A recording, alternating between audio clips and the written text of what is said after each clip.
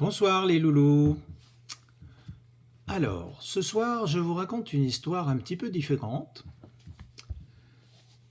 L'histoire de drôles d'animaux que vous allez tenter de deviner.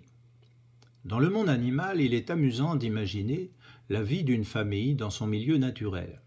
Et là, je vais vous conter celle de Lucien et Ginette, dont je ne vous ai pas dit encore la nature, pour vous laisser deviner de qui il s'agit.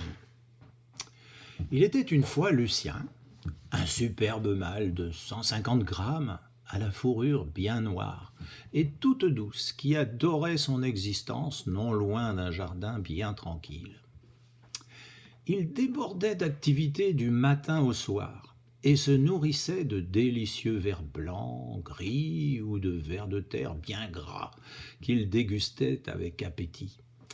Il menait donc une existence heureuse, mais un peu seul, et parvenu au mois de décembre, il fut saisi de l'envie pressante de trouver une épouse pour fonder une famille et ainsi perpétuer l'espèce. Il sentit plus qu'il n'entendit les effluves attirantes d'une femelle qui devait se trouver non loin de là. Elle poussait de petits cris et s'approchait manifestement de Lucien.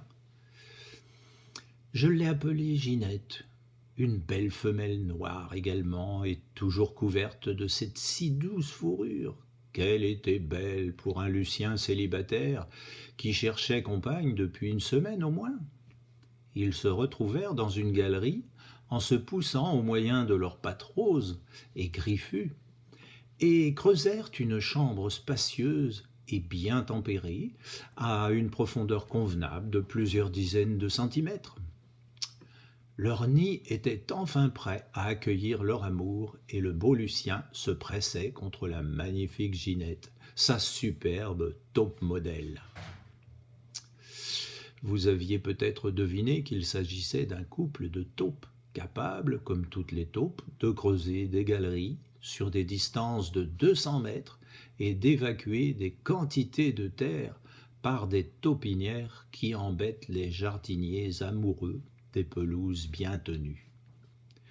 Cet animal possède de solides incisives qui lui servent à couper les racines qui entravent sa progression sous la terre, et des poils au nez qui lui servent à sentir avec une grande précision les contours de ses galeries. Il gratte très vite la terre devant lui et rejette celle-ci derrière lui en progressant à grande vitesse dans son petit labyrinthe. Il entend également très bien les moindres vibrations sur le sol et dans l'air.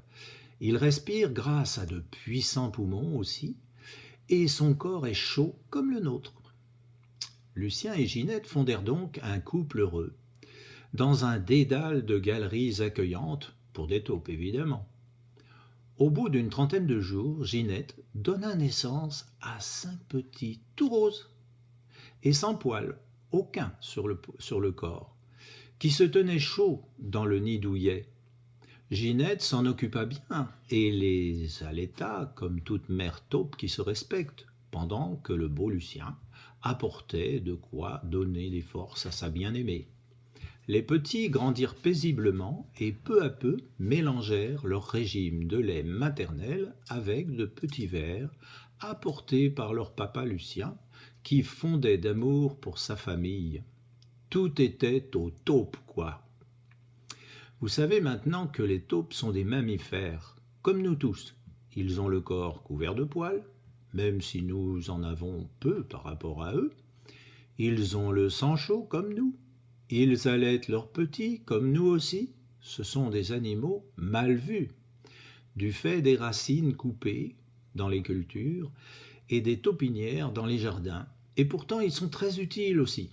En effet, ils nous débarrassent de certains vers nuisibles, de limaces, et la terre qu'ils rejettent est très fine et peut servir à faire des plantations délicates. Alors ne soyons pas trop sévères avec eux et tentons de cohabiter pacifiquement. Ce serait dommage de nuire à Lucien et Ginette, non ? Bonne nuit.